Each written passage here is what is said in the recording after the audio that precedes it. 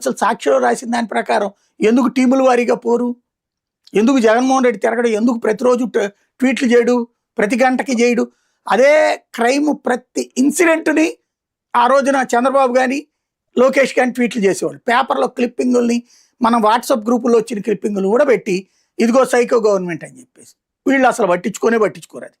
పాప వాళ్ళ social media ఏదో గొంతు ఘోష నొక్కుతూ ఉంటుంది, అంతకు మించి ఏం కనిపించట్లేదు. ప్రతిపక్ష పాత్రలో ఎప్పుడూ వైఫల్యమే.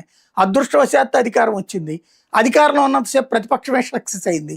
మళ్ళీ వీళ్ళు ప్రతిపక్షంలోకి వచ్చాక కూడా మేము ప్రతిపక్షం అన్న సంగతి మర్చిపోయి అధికార పక్షం వాళ్ళు అన్నట్టు ప్రవర్తిస్తున్నారు. అదే వీళ్ళకి తేడా.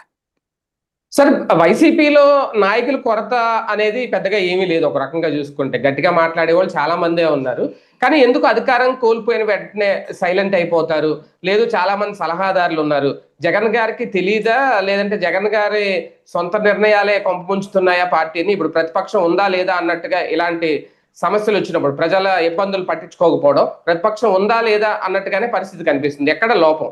అధికారంలో ఉన్నా ఎవరు మాట్లాడేవాడని? ఎవరు మాట్లాడకే కదా నాశనమైంది పార్టీ. ప్రతిపక్షం విమర్శిస్తుంటే వాళ్ళు 10 మంది కలిసి పొద్దు నుంచి సాయంత్రం దాకా విమర్శిస్తే వీళ్ళు వచ్చి ఒకళ్ళు ప్రెస్ మీట్ పెడతారు. అందులో కూడా 100కి 90 పాప సజ్జల జాతి పెట్టించేవాళ్ళు. మళ్ళీ సకల శాఖల మంత్రిని ఆయనకే పేరు పెట్టేవాళ్ళు. ఇప్పుడు కూడా సమస్య ఏంటంటే నాయకులు ఉంటారు, నాయకులు స్వేచ్ఛగా మాట్లాడడానికి ఏం బాధో ఎవరికి అర్థం కాదు. వాళ్ళు కూడా ఇదేదో పార్ట్ టైం పాలిటిక్స్ చేస్తుంటారు అనమాట. అప్పుడప్పుడు